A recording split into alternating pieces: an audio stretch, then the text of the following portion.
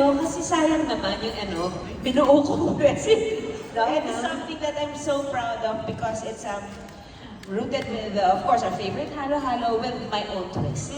So, what I do, kasi normally, nasanay tayo na ang halo-halo natin, ang yelo natin ay tubig, di ba? So, what I do, especially in Adobo, you can get this in Adobo, yung ice pala may flavor niya.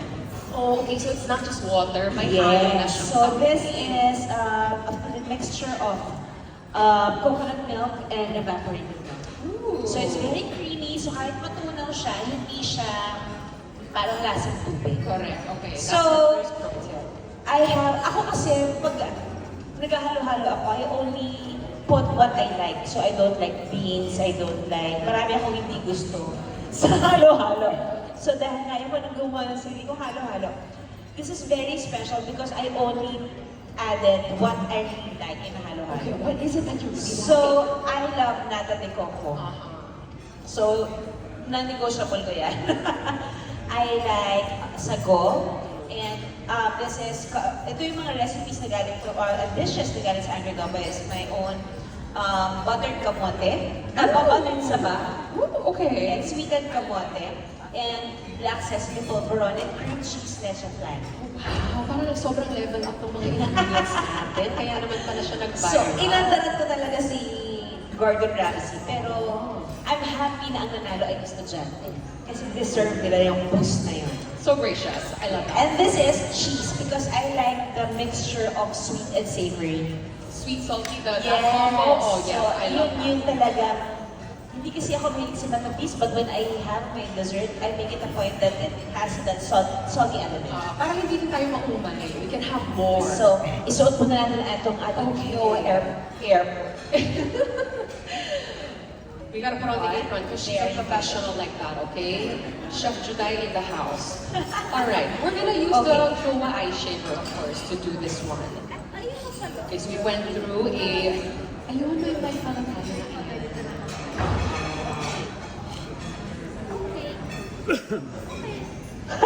Ay, ayun na. Akala ko, hindi pa ako naririnig. Tumawag ako ng gusto. Okay, so, it's very, very simple. I love nata, so I put that at the bottom. And ayun yung isa sa pinakamaraming. Kumbaga, 40% of my halo-halo is nata. Parang dapat nasa title yung nata. Hindi lang black sesame. And then, the kamote on the side. Parang mas healthier din siya. Konting ko, hindi siya kasing tamis. Right. Parang it's just more nutritious. Ng ibang halo-halo. That's why I don't like the beans. Siguro growing up, hindi lang talaga ako nasanay sa beans. At saka yung kaong, hindi ako mahilig sa kaong. But nata is non-negotiable. This is the saba, it's buttered. So dahil solidify na yung melted butter, when you eat it, you'll actually feel the butter.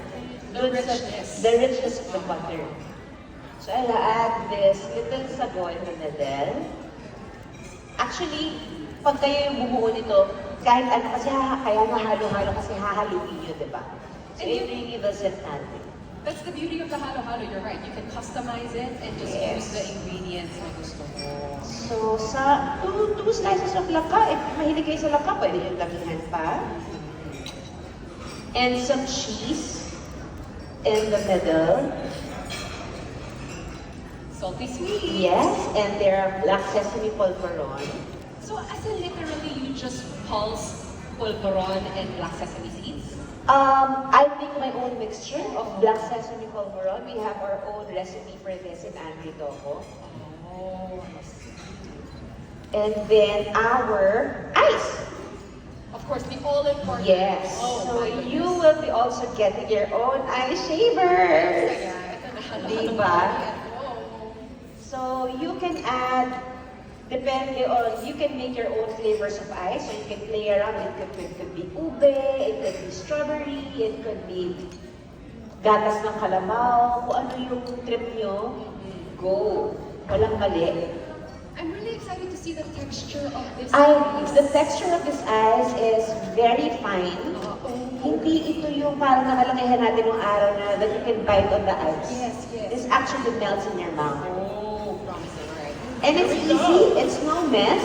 Oh, you're right. It's so fine. It's very, very fine. Parang na siyang snowflake. And this comes with a scooper para, cute-cute tong scooper that you can use kapag ka nag-ano na siya.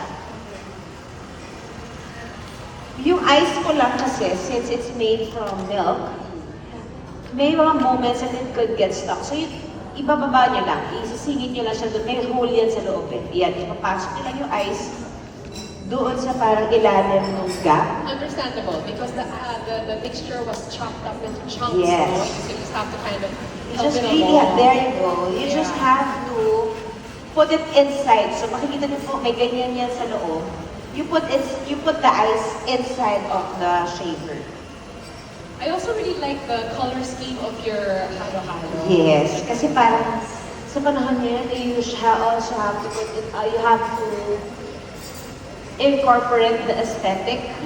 Oh, you eat with your eyes first. Oo, di ba? Hindi ka na nga nagdadasal bago kumain. Pinipitsura lang muna bago kumain. Di ba? Guilty ka na. Ako din naman. Ako din naman. So like that, so ibig sabihin, you just have to push it back. Ayan, para mag-shade pa siya. You know, this ice mixture is doing so much work already because it's so flavorful. We can help it along a little bit. Okay? Yes. I'm sure. Pero ang bilis lang din, no? Parang hindi naman siya nagsa-struggle to shade. Wala. Kailangan mo lang siyang tulungan yung pasok sa loob. Oo. But otherwise, yan na siya. Oh, I love it na para siyang snowflake. Na-imagine ko na yung texture niya actually. Ay, ako na-excite It's ka. like melting already. There you go. Ay, nalagay ng bakla. Ay, sorry. So, we add our eyes here. Para siyang sorbet. Yes. Actually, I mean, you know, if you don't want to do this, you can make your own sorbet. Yes, yes, that's okay. And it's more healthier kasi ikaw ang gumawa. Ikaw ang nagbuo. If you're a mom who has kids, I'm sure you know your kids would absolutely love this. And if you're concerned about nutrition, again, you can customize this to your liking. And this is a very nice equipment to have at home kasi it's also easy to clean. Oh, that's such a big part. Yan ang pinakamalaking bonus talaga kasi wala naman tayong mga dishwasher kung masyado dito sa atin. Kasi, Diba? oo, baka pa rin tayo gamitin yan kung mahirap siyang So sulit. medyo messy lang tumuin, but you add your cheese. Wala na lang. I add your... Siguro maganda unahin ko yung black sesame. Just a bit, kasi meron na tayo sa gitna. I like how the black sesame is so glaring with the white shaped ice. of At ang the- dumi-dumi na ng station. Sorry po. Hindi ko nakapinitsin. Hindi ko maiwasan. And sa cheese at top. Malinis po ang kamay ko. And of course, this is your cream cheese flan. Cream cheese flan. Yes. Yes. This is a recipe that I created when I cooked for the nuns in the Vatican. The Vatican, like the Vatican. The Vatican. Whoa! Nagkataon lang that I was able to cook for some nuns there in their dormitory. And ito yung recipe na naisip kong gawin sa kanila. So I added this also in Agritogo. Let me guess, they said, Juday, this is so simple. Yeah! Napatawad na lang ako agad. There you go. So this is your black sesame Wow! polvoron halo-halo. I love it. It's a beautiful looking halo-halo. Again, it was so easy to assemble. Of course, the eye shaver from Really Iwata. helped. Yun talaga Super yun. help. Yes, yes. I love So this. they will be getting their own servings, right? They are! So everyone, you don't get to just see the black sesame polvoron halo-halo, but we've made some for all of you so that you can try it as well, okay? But they're so busy taking pictures, they cannot applaud.